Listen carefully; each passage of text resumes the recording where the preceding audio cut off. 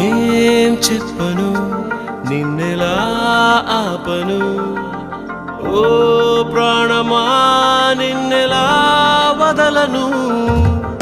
ఏ ప్రశ్నను ఎవరినే